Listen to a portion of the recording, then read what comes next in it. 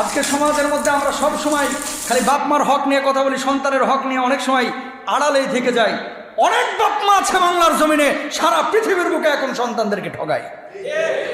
যেটারে একটু পছন্দ করে এটারে সব লিখে দিয়ে যায় চুপ করে, আর যেটারে ভাল লাগে না এটা মরুক, তোরা কিচ্ছু দিতাম না। কথা বলেন না কেন? বাপ মার খেদমত করা যেমন ফরজ, প্রত্যেক সন্তানকে সমদৃষ্টিতে দেখা বাপ মার উপরে তেমনই ফরজ। এই জন্য আপনাদেরকে বলি, যৌথ ফ্যামিলি এটা কেউ হারে, কেউ জিতে, কেউ ঠগায়। যৌথ ফ্যামিলি যাদের আপনাদের আছে, বিশেষ করে হালাল হারাম দেখা যাচ্ছে একই পাতিলে 5 ভাইয়ের জন্য রান্না হচ্ছে। ভাতিজাদের সংখ্যা, ভাতিজিদের সংখ্যা অনেক ফ্যামিলিতে দেখা যায় 15 জন 5 ভাইয়ের, অথবা 12 জন অথবা 8 জন। এক ভাই হালাল খায়, আর এক ভাই হারাম খায়। আর এক ভাই দেখা যাচ্ছে ও হালালও না হারামও না, ও কোন কামই করে না, ও বসে বসে খায়।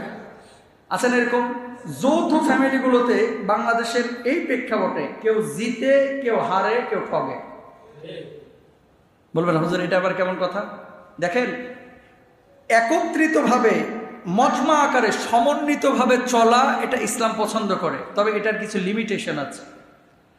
5 ভাইয়ের বউ একসাথে বসে 5 ভাইয়ের সাথে খানা খাবে, এটা ইসলাম বলে নাই।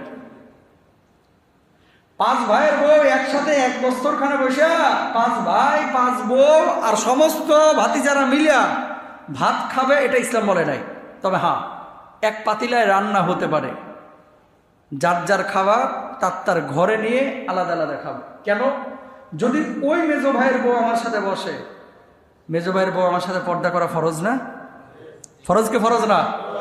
একসাথে খাওয়া আপনার ফরজ না, কিন্তু পর্দা করাটা ফরজ। ফরজ তরক হচ্ছে। গ্রামগঞ্জে যৌথ ফ্যামিলিতে যেটা হয়, 2টা ভাই বিয়ে করে নাই, বড় ভাই বিয়ে করছে, ভাবি রে লুঙ্গি দিয়ে আসে, ভাবি একটু ধুয়ে দেন, কখনো কখনো ছোট প্যান্টটাও দিয়ে আসে।